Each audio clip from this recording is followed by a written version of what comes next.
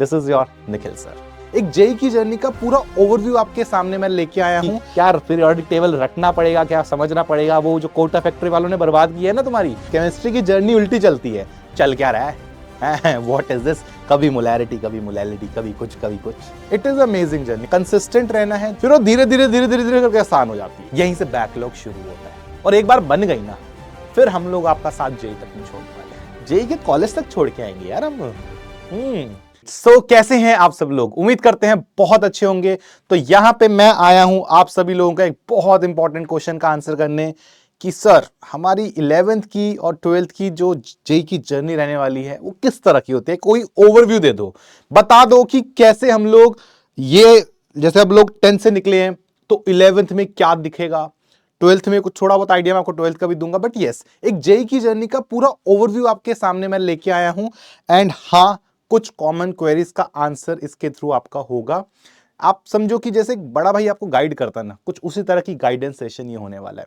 सबसे पहला सवाल जो आपके मन में है कि मैंने 9th क्लास को बर्बाद किया है, मैंने 10th क्लास को बर्बाद किया है, या फिर बहुत अच्छा किया, तो क्या मेरे लिए आसान रहेगा, क्या मेरे लिए टफ होगा, किस तरह से होगा। देखो यार, 9th क्लास कहीं ना कहीं 11th क्लास से मेल खाती है। कुछ कॉमन पार्ट केमिस्ट्री के पॉइंट ऑफ व्यू से मैं आपको गाइड करूंगा, फिजिक्स में आपके फिजिक्स के टीचर और मैथ्स में मैथ्स के टीचर करेंगे, बट यस केमिस्ट्री के पॉइंट ऑफ व्यू से मैं बता देता हूं। कुछ कॉमन से चैप्टर्स होते हैं, आपने एटम्स एंड मॉलिक्यूल्स का किया होगा, आपने एसिड और बेस का किया होगा, आपने कार्बोनेट्स फैमिली पढ़ा होगा। तो ये कुछ ऐसे चैप्टर्स है जिनका हमें 11th में यूज रहता है। तो सर मैंने तो वहां पे बर्बाद किया था, तब तो मैंने रट्टा मार के पूरे का पूरा टॉपिक कर लिया था, है ना, रट्टाफिकेशन करके नंबर तो ले आए होंगे आप लोग पूरे के पूरे। तो क्या सर अब मेरे से हो जाएगा वो? हाँ भाई हो जाएगा। हम यहां पे आपको पूरा गाइडेंस देंगे, हम आपको वो टॉपिक्स को कवर करवाएंगे, बट यस किसी ना किसी तरह से अगर आप लोग ब्रिज कोर्स कर लोगे, कुछ क्लासेस में टॉपिक्स कवर करवाएंगे, तो आप परवाह मत करो, करवाया सबको जाएगा। बट अगर आप उन टॉपिक्स को रिवाइज कर लेते हो तो आपके लिए एक प्लस पॉइंट रहता है, आपको एडवांटेज रहेगा बाकी बच्चों को, जो कि थोड़ा टाइम लगता है जिन लोगों को कवर करने में। दूसरी चीज आती है कि सर मैं ना 11th में कितने घंटे पढ़ूं, कितना आपको आवर्स पढ़ना है। तो यार कितने घंटे का जो आंसर है ना वो हमेशा एक सब्जेक्टिव आंसर रहेगा, हर बच्चे का अपना पॉइंट रहता है। बट हाँ, जितने आवर्स आपने लास्ट में 10th के बोर्ड के टाइम पे दिए उतने सोच के चलो डेली देने हाँ, अगर आप 10th के बोर्ड के टाइम पे वो आवर्स दे सकते हो तो आप अभी भी दे सकते हो। ऐसा कुछ वो नहीं है कि 15-15 20-20 घंटे पढ़ना है, नहीं, बहुत ज्यादा नहीं है। कंसिस्टेंट रहना है, 2 साल की जर्नी है, लंबी जर्नी है, मैराथन है ये एक स्प्रिंट नहीं है कि एक दिन क्या मैं सर 20 घंटे पढ़ लूंगा तो हो जाएगा, ना बेटे रेगुलर पढ़ना है। कितना दे सकते हो सब्जेक्टिव रहेगा, जितने में आपका पोर्शन कवर हो जाए। It is never about the quantity, it is always about quality, कितने आवर्स आप क्वालिटी स्टडी के दे पा रहे हो। मेन जो ये वीडियो देखने का पर्पस है वो ये है कि सर क्या हम लोग फेस करने वाले हैं 11th के अंदर आपका केमिस्ट्री का पोर्शन। देखो, सबसे पहले हम लोग केमिस्ट्री में क्लास में जब हम लोग आते हैं 11th में, हमारा 3 पार्ट्स में केमिस्ट्री डिवाइड हो जाती है, फिजिकल में, ऑर्गेनिक में और इनऑर्गेनिक में। फिजिकल केमिस्ट्री से पोर्शन स्टार्ट किया जाता है। मैं पर्सनली पढ़ाता हूं एटॉमिक स्ट्रक्चर नाम का एक चैप्टर, जहां से हम लोग केमिस्ट्री की स्टार्टिंग करेंगे। एटॉमिक स्ट्रक्चर्स में कहीं ना कहीं आप एटम्स के बारे में जानते हो, एटम्स के अंदर इलेक्ट्रॉन प्रोटॉन न्यूट्रॉन होते हैं उसके बारे में जानते हो, कहीं ना कहीं पता लगता कहां से, थोड़ा सा ना हिस्टोरिकल टच आता है इवन तो मुझे पता था मैं हिस्ट्री पसंद नहीं है, लेकिन हम लोग फील के साथ अंडरस्टैंड करेंगे कि कैसे हमें पता लगा कि एटम्स क्या हैं, इलेक्ट्रॉन्स कहां से पता लगे, प्रोटॉन्स कहां से पता लगे। भाई ये सारी चीजें थोड़ा सा हिस्टोरिकल टच के साथ आप लोग पढ़ते हो इसके मतलब फर्स्ट चैप्टर में एटॉमिक में।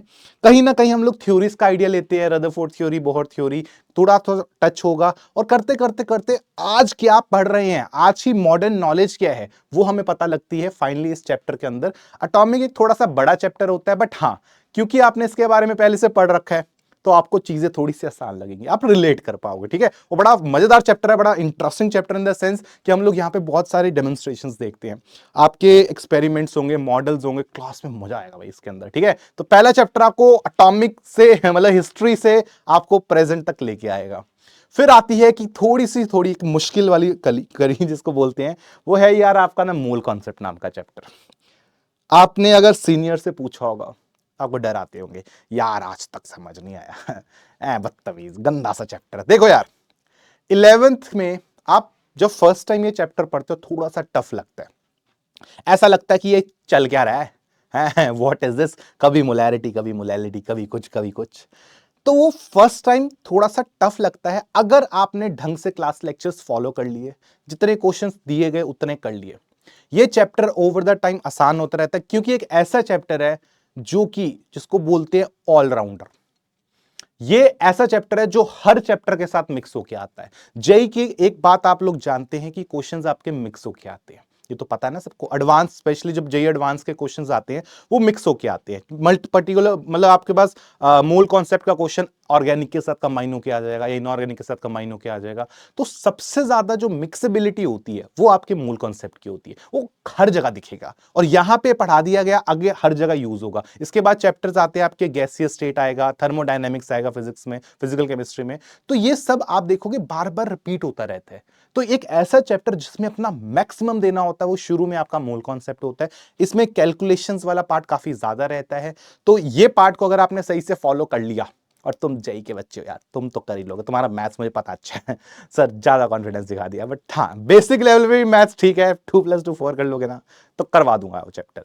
तो ये आपका सेकंड चैप्टर रहता है। ये दोनों चैप्टर्स केमिस्ट्री में ना एक प्रॉब्लम मैं एज अ स्टूडेंट भी फेस करी, एंड जितने स्टूडेंट्स को मैंने देखा है वो फेस करते हैं, तुमसे तुम्हारे सीनियर तुम्हारे जूनियर सब फेस करेंगे, वो है केमिस्ट्री की शुरुआत होती है एकदम हाई, मतलब टफनेस पॉइंट ऑफ व्यू से बोल रहा हूं, केमिस्ट्री यहां से शुरू होती है, फिर वो धीरे धीरे धीरे धीरे धीरे करके आसान हो जाती है। जो आपकी फिजिक्स है और जो आपकी मैथ्स है उल्टा चलता है, उसमें वो धीरे से स्टार्ट होती है, धीरे धीरे धीरे धीरे लेवल और रोटेशन तक आता है, टफ होता है। तो कहीं ना कहीं केमिस्ट्री में उल्टा चलता है। एंड अगर आप, पता नहीं आप लोग ये ट्रस्ट करते हो कि नहीं, 2 चैप्टर पढ़ने के बाद एक ना क्वेश्चन करते हो कि सर ने तो बोला था कि जो मेरे मतलब सीनियर्स हैं जिनके रैंक्स आते हैं उनमें तो केमिस्ट्री में सबसे ज्यादा नंबर है। मुझे तो ऐसा नहीं लगता, मेरे को लग रहा केमिस्ट्री मेरी डूब जाएगी, क्योंकि पहले 2 चैप्टर काफी टफ लगते हैं अपने को। ऐसा नहीं है, अगर वो पहले 2 चैप्टर्स का पहाड़ आपने कवर कर लिया, उसके बाद गाड़ी काफी स्मूथ चलती है। फिर आपकी जिंदगी में चलती है इनऑर्गेनिक केमिस्ट्री, चैप्टर का नाम होता है पीरियोडिक प्रॉपर्टीज। कहीं ना कहीं वो सारी पीरियोडिक प्रॉपर्टीज आप 9th 10th में पढ़ के आते हो, इसलिए उस चैप्टर से रिलेशन काफी अच्छा बनता है। वहां पे आप लोग पीरियोडिक टेबल के बारे में जानते हो, हाँ हाँ वही वही वही वाला पीरियोडिक टेबल जो रूम के आगे चिपकाओगे, हाँ हाँ हाँ, ये आता ना मीम कि क्या पीरियोडिक टेबल रटना पड़ेगा, क्या समझना पड़ेगा, वो जो कोटा फैक्ट्री वालों ने बर्बाद किया है ना तुम्हारी, वो परसेप्शन तुम्हारी स्ट्रॉन्ग करी जाएगी इस चैप्टर में। पीरियोडिक टेबल आपका होगा 3rd चैप्टर, इनऑर्गेनिक का पहला रहेगा। उसी के बाद कंटिन्यूएशन में चलता है chemical bonding. I would say सब केमिस्ट्री का one of the most important chapter, सिर्फ इनऑर्गेनिक में नहीं पूरी केमिस्ट्री का बोल रहा हूं, क्योंकि वो आपका फाउंडेशन सेट करता है कॉन्सेप्ट्स का। वो बॉन्डिंग के कॉन्सेप्ट्स आप लोग फिजिकल में यूज करोगे और पूरी ऑर्गेनिक में तो करोगे करोगे, इनऑर्गेनिक में भी होगा। तो वो बहुत इंपॉर्टेंट, वो थोड़ा सा बड़ा चैप्टर रहता है, बट हाँ ज्यादा मुश्किल नहीं है, मजे से आप कर सकते हो। जब ये इनऑर्गेनिक की जर्नी थोड़ी देर के लिए खत्म होती है, फिर से मैं दिखूंगा तुम्हें फिजिक्स, फिजिकल केमिस्ट्री में हम लोग आएंगे। आपके पास नेक्स्ट चैप्टर जेई में रहता है स्टेट्स ऑफ मैटर, बहुत इंटरेस्टिंग, बड़ा मजेदार, बड़ा प्रैक्टिकल चैप्टर है। उसके अंदर मैं आपको अपने कुछ वीडियोस दिखाऊंगा बढ़िया वाले, जिसमें मैंने प्रैक्टिकली उसको एक्सपेरिमेंट करके किया है। तो उसमें आप लोग गैसेस के बारे में सीखते हो, 3 स्टेट्स ऑफ मैटर पढ़ी ना तुम लोगों ने, सॉलिड लिक्विड गैस। तो हम लोग फिजिक्स में बाद में पढ़ते हैं गैसेस, केमिस्ट्री में पहले पढ़ते हैं। और हाँ ये बड़ी मस्ती बात है, ये फिजिक्स वाले हमें कॉपी करते हैं। हमारा बढ़िया सा चैप्टर चल रहा था गैसियस स्टेट, तो वो गैसेस को वहां पे लास्ट में केटीजी करके पढ़ा देंगे। फिर हमारा इसके बाद में एक चैप्टर आता है थर्मोडायनेमिक्स। गैसियस स्टेट्स के बाद जो थर्मोडायनेमिक्स आप स्टार्ट करते हो ना, तो थोड़ा रिलेटेबल है, मतलब गैसेस पढ़ोगे तो थर्मो थोड़ा इजी लगता है। तो थर्मो में भी इन लोगों ने कॉपी कर लिया वो भी कॉपी कर लिया इन लोगों ने, कोई बात नहीं, पहले आप केमिस्ट्री में पढ़ोगे बड़े मन से। मैं क्यों बता रहा हूं कि कॉपी कर रहे हैं, ये मजाक अलग से रखते हैं, क्योंकि टॉपिक के 2 नंबर है, 2 टाइम आप क्वेश्चंस करोगे। फिजिक्स में भी सेम क्वेश्चंस आएंगे, केमिस्ट्री में भी आएंगे सिमिलर टाइप के क्वेश्चंस। तो आप एक बार ढंग से यहां पढ़ लोगे तो आपको वहां मेहनत कम लगेगी। तो जब फिजिक्स के टीचर इसलिए हम लोग के साथ वो रहते अच्छे रहते हैं, अरे हाँ सही बोल रहे हैं, अगर इसको पढ़ा दिया हमने वहां पढ़ लिया, इन्होंने अगर अच्छे से पढ़ा दिया केमिस्ट्री वालों ने, तो फिजिक्स वालों के लिए आसान हो जाता, तुम्हारे लिए आसान हो जाता कि दोबारा इतनी सरदर्दी नहीं होगी। तो ढंग से पढ़ लेना ये 2 चैप्टर, फिजिक्स में हेल्प होगी बहुत ज्यादा। ठीक है, तो ये आपका थर्मोडायनेमिक्स की जर्नी है। फिर इसके बाद एक छोटे मोटे चैप्टर्स आपके चलते हैं। एक आपका रिडॉक्स रिएक्शंस आएगा, वो छोटा ही चैप्टर है, उसमें ज्यादा मुश्किल नहीं है, मोल कॉन्सेप्ट अच्छे से हो जाएगा तो रिडॉक्स में ज्यादा प्रॉब्लम आप फेस नहीं करोगे, that will be small chapter. फिर आपका इक्विलिब्रियम स्टार्ट होता है। इक्विलिब्रियम 2 पार्ट्स में कवर करवाया जाता है, केमिकल और आपका आयोनिक। केमिकल के अंदर थोड़े से प्रैक्टिकल केमिकल रिएक्शंस देखोगे, आयनिक में आप आयंस का इक्विलिब्रियम डिस्कस करोगे। कहीं ना कहीं लास्ट चैप्टर है आपका 11th का, पर इसको ना थोड़ा सा रिस्पेक्ट देनी होती है, क्योंकि ये चैप्टर से आप 12th के टॉपिक्स को रिलेट कर पाओगे। इलेक्ट्रोकेमिस्ट्री नाम का एक चैप्टर आएगा, आपको आयनिक अच्छा होना चाहिए उसके लिए। ये फिजिकल की जर्नी आपकी कंप्लीट होती है इस चैप्टर पे। जैसे आप आगे बढ़ोगे, आगे आपका स्टार्ट होता है फिर आपका ऑर्गेनिक का सिलसिला। ऑर्गेनिक केमिस्ट्री में अगर आप देखोगे ना, आई वुड से 11th में, even though it is small, छोटा पार्ट है, आई वुड, अगर पूरी ऑर्गेनिक 100% है तो 20 से 30% 11th की ऑर्गेनिक है। लेकिन वो 20 से 30% ऑर्गेनिक अगर नहीं करी, 12th की 70% 80% नहीं समझ आएगी, कुछ नहीं आएगा, क्योंकि सबसे इंपॉर्टेंट चैप्टर जो आपके हैं वो 11th के ही हैं। Concept builder chapter, ABC of organic आप 11th में सीखते हो। सबसे पहले आप नॉमेनक्लेचर चैप्टर पढ़ोगे। Nomenclature is very very easy in the sense की रूल्स हैं कुछ, और आप नामकरण कर दोगे, पूरे का पूरा पंडित बन जाते हो वहां पे आप लोग, ठीक है। फिर आपका आगे आता है उसके बाद चैप्टर आइसोमेरिज्म। उसमें आइसोमर्स पढ़े होंगे ना, हाँ, जिसका फॉर्मूला सेम रहता है, कुछ ऐसी डेफिनेशन करी थी आप लोगों ने, तो करी है, ठीक है, वो वाली चीज हम लोग पढ़ेंगे। Again a funny chapter, interesting chapter, और ज्यादा उसमें टेंशन नहीं होती। फिर आता है सबसे इंपॉर्टेंट चैप्टर पूरी ऑर्गेनिक का, that is general organic chemistry. General organic chemistry में आप सारे के सारे इफेक्ट सीखते हो जो पूरी ऑर्गेनिक में आपके चलते हैं। ये चैप्टर बर्बाद किया, आगे ऑर्गेनिक समझ नहीं आती, बिल्कुल ही समझ नहीं आएगी आपको। मतलब ऑर्गेनिक में कहीं भी आगे फिर जो वो होते हैं ना, जो लोग कि केमिस्ट्री रटने की है, समझ नहीं आती, रटते हैं जो लोग, वो यही होते हैं। उन्होंने अपना जनरल ऑर्गेनिक केमिस्ट्री खराब किया होता है, और वही आपका 12th में फिर जब चैप्टर नहीं समझ आ रही होती, चीजें क्यों हो रही है ऐसे, क्यों ये इधर गया, क्यों ये उधर गया, तो वो वही प्रॉब्लम फेस कर रहा है। तो आपको ये चैप्टर पे बहुत ज्यादा मेहनत करनी होती है। बात है कि जनरल ऑर्गेनिक केमिस्ट्री अच्छी हो जाती है, फिर एक चैप्टर आपका हाइड्रोकार्बन्स का आता है, जो कि आपका थोड़ा सा जिसमें रिएजेंट्स के बारे में आप सीखते हो, कौन सा रिएजेंट होता है, ठीक है, बताऊंगा क्लास के अंदर क्या होता है। बट यस, रिएजेंट्स के बारे में आप पहली बार हाइड्रोकार्बन्स में सीखते हो। वो एक चैप्टर ना जो ऐसा है, जो कि 12th का आपको वो देता है कि 12th के ऑर्गेनिक कैसे होने वाली है। वो हाइड्रोकार्बन से आपको पूरी पिक्चर क्लियर हो जाएगी। जैसा हाइड्रोकार्बन है वैसे 12th में हमने 4-5 चैप्टर्स बना रखे हैं उसके ऊपर, तो वो क्लियर होकर आपका 11th का ऑर्गेनिक कंप्लीट हो जाता है। एक फिर अगर मैं बात करूं इनऑर्गेनिक में, तो आपके पास फिर चैप्टर्स आते हैं हाइड्रोजन, बड़ा मतलब एक एलिमेंट के ऊपर चैप्टर है। तो हाइड्रोजन जो चैप्टर है वो मेंस में तो नहीं है बट एडवांस में है। उस चैप्टर की रिस्पेक्ट आपको एडवांस के टाइम पे बहुत ज्यादा करनी पड़ेगी। एक चैप्टर टॉप मतलब एक एलिमेंट है हाइड्रोजन, अगर उसके ऊपर चैप्टर कितना ही बड़ा होगा, ऑब्वियसली छोटा चैप्टर है, बट यस एडवांस में पूछा जाएगा तो थोड़ा इंपॉर्टेंस देनी होगी। तब उसको आई वुड सजेस्ट कि 11th के एंड में ही करना, और 12th से जब आपका कंप्लीट हो जाए, मेंस कंप्लीट हो जाए, उसी के बाद उसको टच करना। Same goes for S block elements, group 1 elements होते हैं एस ब्लॉक वाले, सोडियम, आपने पोटेशियम सुने होंगे ना ये, तो इनके बारे में भी चैप्टर आता है ग्रुप 1 का, उसको आप लोग भी, वो भी मेंस में कटा है, एडवांस में आएगा तो उसको तब देखना। लेकिन जो ऐसा चैप्टर जो आपका मेंस और एडवांस दोनों में है, वो आपका पी ब्लॉक एलिमेंट्स। उसको डिवाइड किया गया दो हिस्सों में, 13 14 11th में पढ़ते हैं, और 15 से 18 हम लोग 12th में पढ़ते हैं। तो उसको थोड़ा रिस्पेक्ट ज्यादा देनी पड़ेगी, क्योंकि वो मेंस में भी और बहुत सारे क्वेश्चंस पी ब्लॉक से आते हैं, बच्चे जनरली ये चैप्टर छोड़ के जाते हैं। और मैं एक सजेशन दे रहा हूं, ये चैप्टर के क्वेश्चंस बहुत आसान आते हैं, बहुत रेपिटेटिव क्वेश्चंस आते हैं। और इनऑर्गेनिक केमिस्ट्री ऐसा पोर्शन है जो कि मैं देख रहा हूं, जेई इसमें ज्यादा मेहनत नहीं कर रहा, जेई वाले क्वेश्चंस बहुत रिपीट कर रहे हैं, क्योंकि थ्योरी वही है, उसमें ज्यादा वेरिएशन लाया नहीं जा सकता। तो आप वो पोर्शन पे ज्यादा हिट करोगे ना, फुल मार्क्स लाने इनऑर्गेनिक केमिस्ट्री में आसान होते हैं। ऑर्गेनिक में भी सिमिलर है, बट हाँ ऑर्गेनिक में थोड़ा सा आप लेवल अप होता है इनऑर्गेनिक से, और फिजिकल में तो भाई सबसे टफ रहता है। तो फिजिकल केमिस्ट्री से, तभी मैंने बोला कि केमिस्ट्री की जर्नी उल्टी चलती है, टफ से आसान की तरफ आती है। तो तुम लोग अगर शुरू के 2 चैप्टर तगड़े से कर लो, जिसमें एटॉमिक और जिसमें मोल, वो चैप्टर्स में टाइम भी ज्यादा लगेगा। आई थिंक आप पहली बार ऐसा होगा, आपने 9th 10th की जर्नी में ऐसा नहीं देखा होगा कि एक चैप्टर महीने महीने चल रहा है, महीने से एक चैप्टर चल रहा है, ऐसे नहीं होता। ये चीज आप केमिस्ट्री में पहली बार फील करोगे शुरू में ही। शुरू का चैप्टर ही बहुत बड़ा है, दोनों चैप्टर्स बहुत बड़े हैं, वो कर लिए, फिर धीरे धीरे चैप्टर्स की ड्यूरेशन कम होगी। आपके पास lecture planners I think share हो गए होंगे, आप देख सकते हो, उसमें आपको लेक्चर्स पता लग जाएंगे। बट हाँ, शुरू का चैप्टर, आपके 2 chapter I would say foundation के चैप्टर्स हैं, आपको फाउंडेशन पे बहुत वर्क करना पड़ता है। देखो, आपको अपना टाइम याद हो, एबीसी अगर आपने जब सीखी थी, तो एबीसी में मुश्किल हुआ था अगर थोड़ा बहुत याद है अपनी नर्सरी के दिन, तो बहुत मुश्किल लगती थी भाई एबीसी। और आज अपन सोचो, आज अगर कोई बोले यार एबीसी करना है, छी, कुछ वैसा सा ही होता है आप लोगों के साथ जब आप स्टार्ट करते हो एटॉमिक स्ट्रक्चर और मोल कॉन्सेप्ट।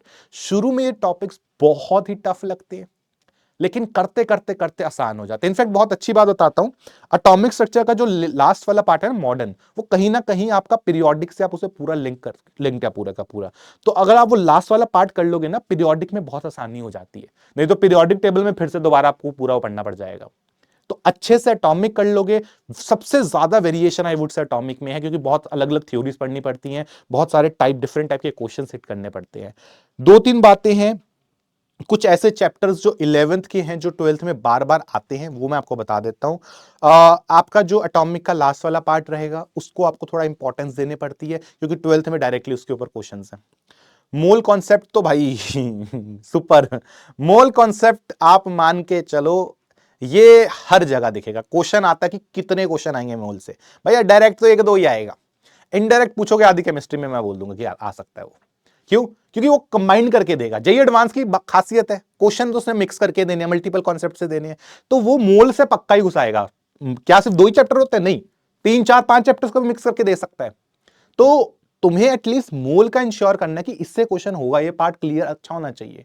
कैलकुलेशंस यहीं पे स्ट्रांग कर लोगे, आगे की फिजिकल आसान लगेगी, ये मैं बता दे रहा हूं। बॉन्डिंग और पीरियोडिक बहुत स्ट्रांग करना, 12th की पूरी इनऑर्गेनिक उसके ऊपर बेस्ड है। ऑर्गेनिक में जीओसी और hydrocarbon would be the one जिसको आपको अच्छे से हिट करना है, ताकि 12th के टॉपिक्स में आपको इतना इश्यू कोई खास ना हो। कुछ ऐसी प्रॉब्लम्स, कुछ ऐसी चीजें जो कि आपको इस जर्नी में परेशान कर सकती है, मैं पहले बता देता हूं। सबसे पहले, लाइव लेक्चर्स का कनेक्टिविटी टूटती है बहुत जल्दी। कल कर लूंगा, परसों कर लूंगा, लेक्चर रिकॉर्डेड ही तो है। यही बैकलॉग का बी होता है, यहीं से बैकलॉग शुरू होता है, और फिर वो होते होते होते इतना बड़ा हो जाता है कि कोर्स से ज्यादा तो बैकलॉग हो जाता है। फिर तुम ढूंढते हो दूसरा बैच, फिर ढूंढते हो तीसरा बैच, फिर ढूंढते हो चौथा बैच। जितने में तुमने बैच ढूंढने फाइनल करा है, ये अच्छा लग रहा है, उतने में जेई का पेपर आ जाता अगले दिन। तो सबसे बड़ी गलती ये है कि तुम लोगों को अपने टीचर्स को ट्रस्ट करना पड़ेगा। जिस बैच में पढ़ रहे हो, वो टीचर सालों के एक्सपीरियंस से पढ़ा रहे हैं, आपको जो वो बोल रहे हैं वो सुनना। खुद चौधरी नहीं बनना उतर है, खुद अपने होते कि अरे मैं चाचा चौधरी हूं, मैं करूंगा जैसे करूंगा, मेरी स्ट्रैटेजी ये है, मेरी स्ट्रैटेजी वो है। अरे ना, तुम अभी पहली बार आ रहे हो 11th में, वो जो टीचर्स तुम्हें पढ़ा रहे हैं वो सालों से पढ़ा रहे हैं, सालों से आपसे जैसे बच्चों को उन्होंने रैंक्स दिलाए हैं। तो अपनी स्ट्रेटेजी से ज्यादा, हाँ इंडिविजुअल चीजें कि कब पढ़ना है वो आप डिसाइड करो, पर क्या पढ़ना है वो टीचर बताएगा, आप खुद से नहीं करोगे। एक इंपॉर्टेंट चीज है कि सर कौन सी बुक्स से करना है, बुक्स टीचर पे छोड़ दो।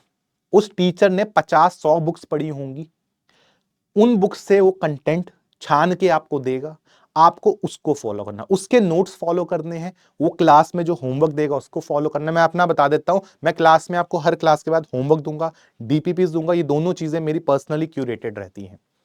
तो यहां ये जब आपने फॉलो कर लिया, इसके बाद आपको बताया जाएगा, मॉड्यूल से होमवर्क दिया जाएगा।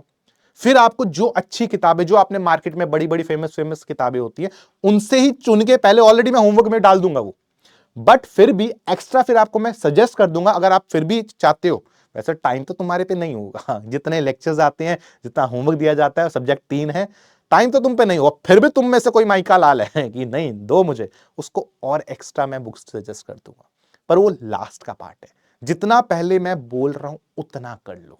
सेम आपको फिजिक्स और मैथ्स के टीचर्स बताएंगे, बट हाँ, अगर आपने ये जो चीजें मैंने बोली, ये पहले दिन ही मैं क्लास में आपको बता दूंगा क्या क्या चीजें मिलेंगी, कैसे कैसे करेंगे, बट ये चीजों को आपको फॉलो करना पड़ेगा। अगर आप खुद इसमें अपना तोड़ मरोड़ करोगे, XYZ करोगे, तो दिक्कत आती है। वहां से फिर आप टीचर बनने, जब आप टीचर बनने लग जाओगे ना, that is where the rank will, पानी में गया छपाक, समझ गए? तो मेक श्योर कि टीचर्स जिस तरह से पढ़ा रहे हैं उसको फॉलो करिए, उन पे आपको ट्रस्ट करना पड़ेगा। आपको पहली बार लगता है लोग हैं क्या है, अपने सीनियर से पूछिए, ऐसे लोगों से पूछिए जिन्होंने उन टीचर्स के बारे में, जिन्होंने उन टीचर से पढ़ा हुआ है, वो आपको बहुत अच्छे से गाइड कर देंगे। एक बार आपको कॉन्फिडेंस आ गया, और वैसे भी मैं एक सिंपल सजेशन दूं, किसी की क्या सुननी, लोग तो 1000 बातें बोलते हैं, आप खुद से उन टीचर्स, जो भी टीचर्स आएंगे, उनसे एक एक चैप्टर पढ़ के देख लो। एक चैप्टर क्या, 7 दिन पढ़ के देख लो, 3-4 क्लासेस में तुम्हें फील आ जाएगी। वो तुम्हें पूरा गाइड कर देंगे, उसमें तुम्हें पता लग जाएगा ये मेरी बनेगी कि नहीं बनेगी। और एक बार बन गई ना, फिर हम लोग आपका साथ जेई तक नहीं छोड़ने वाले हैं। फिर पूरा जेई की जर्नी आपके साथ रहेगी और फिर आपको जेई के कॉलेज तक छोड़ के आएंगे यार हम। मतलब उसके लिए ना थोड़ा सा ट्रस्ट फैक्टर आपकी तरफ से चाहिए थोड़ा। हम तो आपको पूरा दे ही रहे हैं एफर्ट्स, पर आपको भी एफर्ट्स करने पड़ेंगे। और फ्रैंकली टीचर का रोल बहुत कम होता है। हम सेम चीजें अगर आप मानो तो टीचर पढ़ा बहुत सारे बच्चों को ना, ऑनलाइन का एक बेनिफिट है, लाखों बच्चों को हम एक साथ पढ़ाते हैं, लाखों तो सीट नहीं आईआईटीज में, तो कहां जा रहे हैं रिजल्ट्स, क्यों नहीं हो रही पढ़ाई है? बड़ा फेमस क्वेश्चन चल रहा है, क्यों नहीं हो रही पढ़ाई। तो उसका सिंपल सा है कि टीचर तो पूरा पढ़ा रहा है, पूरे एफर्ट देके पढ़ा रहा है, बच्चे उसको रेसिप्रोकेट कर रहे हैं कि नहीं कर रहे। आपको जैसे आपने आज अगर होमवर्क दिया है, अगर मैंने 50 क्वेश्चन दिए करने को, 50 के 50 करके आने हैं। आप मुझे क्वेश्चन नहीं कर सकते, क्यों? आपने करने हैं। अगर आपने वो 50 क्वेश्चन कर लिए, नेक्स्ट डे आप देखना उसका बेनिफिट। और स्ट्रेटेजी सर क्या करना है, कौन सी किताब करनी है, कैसे नोट्स बनाने हैं, XYZ सारी चीजें आपको पता लगनी स्टार्ट हो जाएंगी। टीचर्स आपको गाइड करते रहेंगे, वो वहां पे हैं, वो ये प्रॉब्लम्स देखते आ रहे हैं। बहुत सारे अप्स एंड डाउन्स आप फेस करोगे। आप देखोगे 11th की ना जो केमिस्ट्री की जर्नी है, फिजिकल जैसे कंप्लीट होता है ना, 12th आपका 2 पार्ट्स में एनसीईआरटी है, तो फिजिकल की आपका इक्विलिब्रियम तक होती है 12th। जैसे 12th वाली जो ऑर्गेनिक वाली एनसीईआरटी है वो, और इनऑर्गेनिक के जो बाकी के चैप्टर्स हैं, ये एस ब्लॉक, हाइड्रोजन, ये दूसरी एनसीईआरटी से स्टार्ट होते हैं। तो पहली एनसीईआरटी जैसे कंप्लीट होने लगती है ना, 7-8 चैप्टर है उसमें, उसके बाद से ना डाउन साफ टाइम आता है, क्योंकि पुराने चैप्टर्स का बैकलॉग हो जाएगा। ऐसा बहुत रेयर है कि 2 साल में आपका कभी बैकलॉग ना बनेगा। कभी बीमार हो, कभी यहां जाना, कभी वहां जाना। ट्राई करो उसको मिनिमाइज करने का। मैथ्स में कॉन्सेप्ट होता है वो मैक्सिमा एंड मिनिमा का। बैकलॉग का मिनिमा करो, ठीक है, और टॉप क्वेश्चंस का मैक्सिमा। तभी आप लोग इस जर्नी को अच्छे से एंजॉय कर पाओगे, तभी आप इस जर्नी को अच्छे से कर पाओगे। पूरा 2 साल का मैराथन है, मैं बार बार बोलता हूं, स्प्रिंट नहीं है। किसी दिन ज्यादा पढ़ पाओगे, किसी दिन कम पढ़ पाओगे। कोशिश ये करनी है जितने आवर्स दे रहे हो वो क्वालिटी के दो। ऐसा नहीं कि किताब सामने खोल रखी है, दिमाग में चल रहा है कुछ और, ठीक है। Focus on it. ट्राई करो जो सोशल मीडिया है इसे थोड़ा 2 साल टच कम करने का, ठीक है। ब्रेक कभी कभी बनता है, थोड़ा रिलैक्स करना है, थोड़ा सा हेल्थ के ऊपर फोकस करना, डाइट थोड़ी अच्छी रखना, बीमारियों से दूर रहना, ऑब्वियसली जितना खुद से कोशिश कर सकते हो। जंक फूड वगैरह खाओगे, कभी पेट वेट खराब हुआ, 1-2 दिन खराब हो गए ना, फिर दिक्कत आती रहेगी। वो 1-2 दिन कवर करने में ना बहुत टाइम लगता है फिर। तो कोशिश करो 2 साल हर चीज परफेक्ट करने की। कोशिश कर सकते हो ही नहीं बहुत पंगे आएंगे यार, बहुत ज्यादा पंगे आएंगे। मुझे याद है आज भी जेई की तैयारी के टाइम पे मैंने पता नहीं कितने लोगों की शादियां छोड़ी थी, मुझे याद लगता है बेवकूफी करी मैंने। पर हाँ, ट्राई करो डिस्ट्रैक्शंस कम से कम रखना। होता रहेगा, मतलब कई बार ऐसी प्रॉब्लम्स लगती हैं कि मैं ऐसे करूं, मैं वैसे करूं, मैं ये करूं, मैं वो करूं, क्या मैं यहां पे रहूं, क्या मैं यहां पे ना रहूं। मतलब अजीबोगरीब सवाल आते हैं। खुद को क्वेश्चन करोगे आप, क्या मेरे से हो पाएगा, मतलब उसने ये करा। अभी इसमें ना एक मैं आपको दिखा रहा हूं, बहुत सारे साफ सपोलिये मिलेंगे आपको इस जर्नी में। मतलब वो लोग ऐसे हैं कि भाई तुझे पता मैंने करा कुछ नहीं होगा, उसने कहीं से एक वीडियो देखा होगा कोई बहुत टफ क्वेश्चन का, वो सॉल्व करके उसने सोल्यूशन रट लिया, और आपको वो क्वेश्चन देगा, आपसे नहीं होगा क्योंकि बहुत टफ क्वेश्चन है ऑब्वियसली, तो आपको वो डिमोटिवेट करेगा। ऐसे चतुर लोगों से, 3 इडियट्स इफ यू रिमेंबर, बच के आपको खुद पे कॉन्फिडेंस रखना है, अपने टीचर्स पे और खुद पे कॉन्फिडेंस रखना है। जितना कर रहे हो आप पार कर जाओगे। सचिन तेंदुलकर जब खेलने गए थे पहली बार, बैट पकड़ा था, तो वो शोएब अख्तर को नहीं खेल रहे थे उस टाइम पे। एक 150 की स्पीड से बॉल तब नहीं आ रही थी, बॉल पहले 50-60 पे आई होगी ना भाई, धीरे धीरे स्टार्ट किया होगा पेस, है ना। उसी तरह से चलना है, ठीक है। अब आपको एक छोटे लेवल से उठ के जेई एडवांस के लेवल पे जाना है। क्लासेस में टीचर्स आपको उसी तरह से पढ़ाएंगे। शुरू में टॉपिक्स आसान होंगे, फिजिक्स मैथ्स में जैसे मैंने बोल दिया। केमिस्ट्री में भी हम लोग धीरे धीरे ब्रिज कोर्स से जैसे जैसे ऊपर बढ़ेंगे तो आपको यही लगेगा कि हो रहा है, हो रहा है, हो रहा है। बट कई बार डाउन आते हैं, वो मेंटल हो सकता है, वो लॉजिकल हो सकता है, वो टॉपिक का हो सकता है, कुछ भी हो सकता है। देखो, अगर तुमने वहां गिव अप मारा तो फिर नहीं है। आप अगर छोड़ ही दिए, एफर्ट ही मार खत्म हो गए तो नहीं जीत सकते ना। यू हैव टू कंटिन्यू, मतलब गिरोगे तो उठना है, गिरोगे तो उठना है, बहुत बार गिरना पड़ेगा, बहुत बार उठना पड़ेगा, बहुत बार नंबर कम आएंगे। और हर टॉपर जो आप देखते हो, जितने टॉपर्स आपने देखे हैं, हर टॉपर के यार हर टेस्ट में फुल मार्क्स नहीं होते। और जेई का पेपर मैं आपको बता देता हूं, फुल मार्क्स नहीं लाना होता जेई के पेपर में। जेई के एग्जामिनेशन में it is about smart choice. जो टॉपिक्स आते हैं उसके लेवल बहुत अच्छा होता है। क्वेश्चन आप जेई का तभी सॉल्व कर पाओगे जब उसकी कंसेप्चुअल अंडरस्टैंडिंग बहुत ज्यादा है। ऐसे हवा में तीर नहीं मारने होते, इसमें तुक्काबाजी नहीं है। वो बोर्ड में पहले 9th 10th में कर लिया करते थे, लाइनें भर के नहीं आनी, एक सिंगल ऑप्शन है, सिलेक्ट करना तुम्हें तो, और उसमें नेगेटिव मार्किंग होती है, बहुत प्रेशर्स हैं यार। तो 11th में ये गलतियां ना करना। अगर मैं तुम्हें एक बात बताता हूं, 11th एक्चुअली ज्यादा टफ है 12th से। एक बहुत बड़ा रीजन उसका यह कि आप 10th से 11th में आते हो, जंप मारना थोड़ा टफ लगता है। जब तक आप एडजस्ट करते हो तब तक काफी टाइम खराब हो जाता है। तो कोशिश करो वो एडजस्टमेंट का टाइम कम से कम रहे। टीचर्स आपको समझते हैं, लेकिन टीचर्स के पास और आपके पास दो टाइम कम है। 2 साल में कंटेंट काफी ज्यादा है। आप उस कंटेंट को तभी कवर कर पाओगे जब कंसिस्टेंट रहोगे। तो मेक श्योर कहीं भी बैकलॉग ना आ जाए। बैकलॉग आपका रैंक का बैकलॉग बना देगा, बहुत पीछे जाओगे। जेई के 10 लाख बच्चे दे रहे हैं इस टाइम पे जेई का पेपर, सोच लो। 10 नंबर कम बोला मैंने, तुम्हारे डराने ना लिए, ठीक है। ये मोटी मोटी चीजें अगर मैं आपको बोलूं यहां पे थोड़ा सा,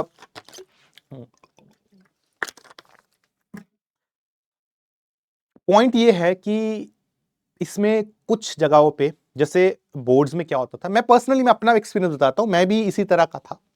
मैं 9th 10th में पेपर से पहले ही पढ़ता था, मेरे जैसे बहुत तुम में से होंगे। सिर्फ पेपर के टाइम पे बहुत टफ पढ़ा, बहुत ज्यादा पढ़ा, घंटों घंटों पढ़ा, नंबर आ जाते थे।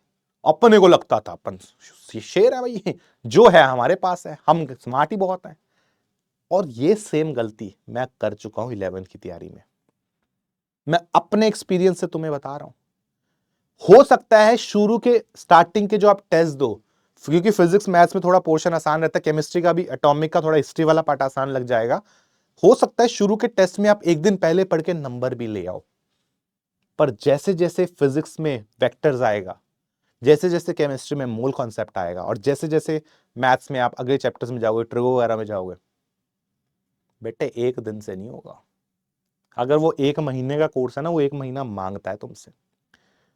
ये गलती मत करना। ये गलती, जो चीज मैं बोल रहा हूं ना, ये लाइन तुम्हें आज इंपैक्ट करे ना करे, लेकिन लिख के ले लो। तुम में से बहुत ऐसे लोग होंगे जो ये गलती करोगे।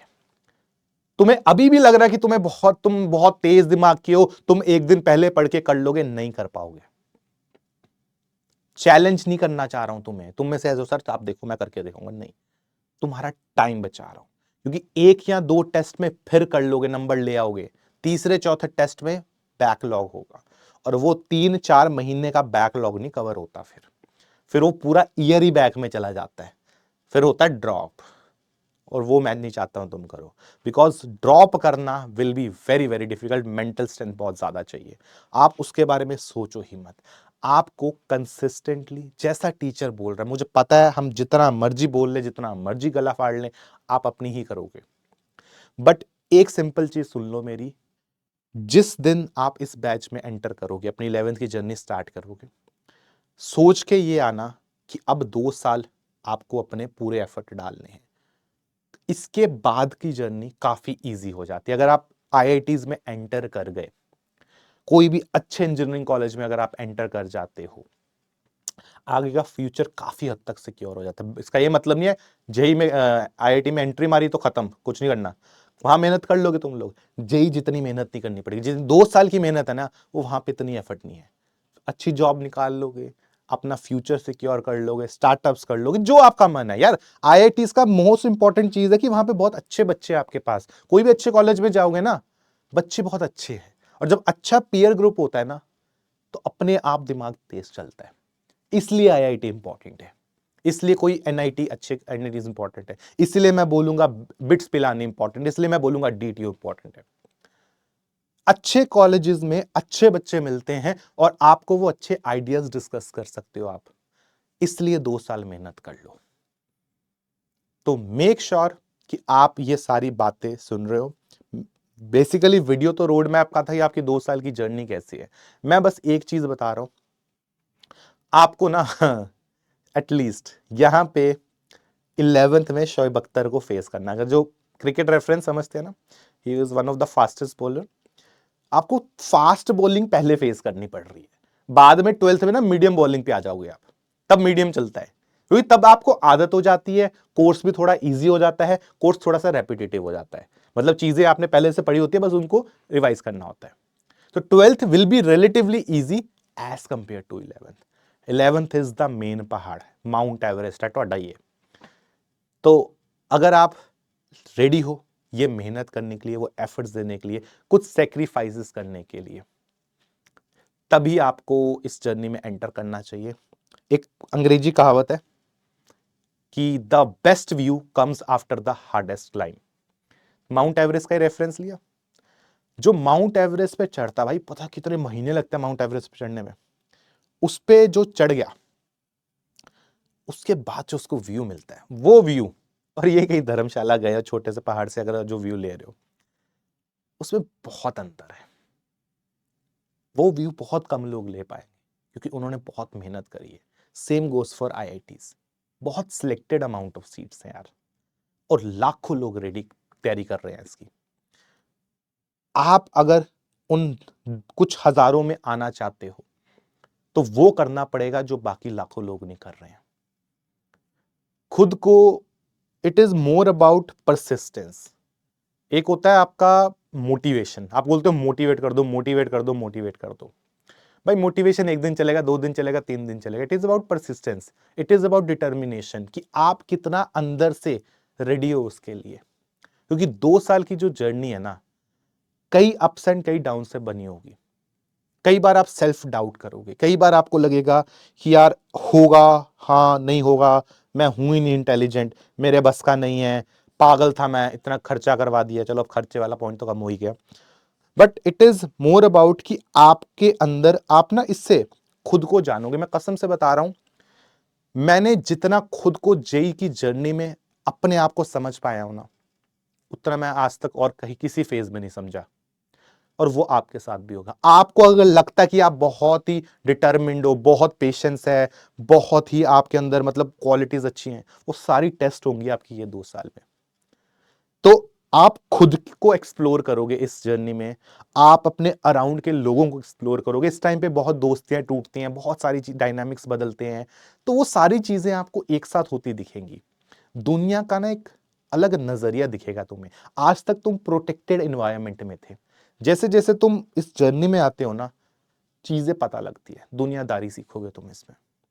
तो मेक श्योर इस पूरी जर्नी का सही इस्तेमाल करो और एंजॉय करो। देखो सीरियस बातें हो गई, इट इज अमेजिंग जर्नी। मैं आज तक मैं बहुत एंजॉय करता हूं एज ए टीचर। मैं बताऊं, मुझे लगता है मैं अपना 11th और 12th ना आप लोगों से फिर से जी रहा हूं, एंड वो चीज आप लोग भी करोगे। आप जब कॉलेजेस में भी चले जाओगे ना, 11th-12th के टाइम को भूलोगे नहीं।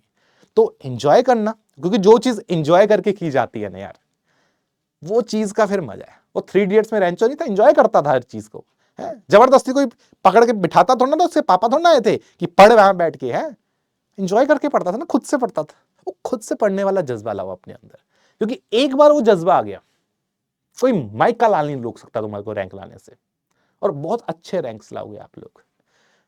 ठीक है, बाकी मैं चाहूंगा इस वीडियो के नीचे मुझे बताना जरूर कि कौन सा कॉलेज आपका फेवरेट है, वो जरूर बताना। आप जो भी आपको शेयर करना हो, आपके अपने कुछ हो, आप में से कुछ मेरे पुराने स्टूडेंट्स हो जो वीडियोस देख रहे हो, बताना आप अपने बारे में। बट हाँ, इस जर्नी को एंजॉय करना, लेकिन टीचर की सुनकर ठीक है, अपनी नहीं चलाकर। ठीक है, जो सर ने बोला एंजॉय करो, कुछ भी करेंगे है, पढ़ाई पढ़ाई के अलावा सब करेंगे, वो नहीं। पढ़ो लेकिन मजे से पढ़ो। ठीक है, तो मिलते हैं आप सभी लोगों से इन बैचेस में। तो बहुत सारा प्यार। This is your Nikhil sir.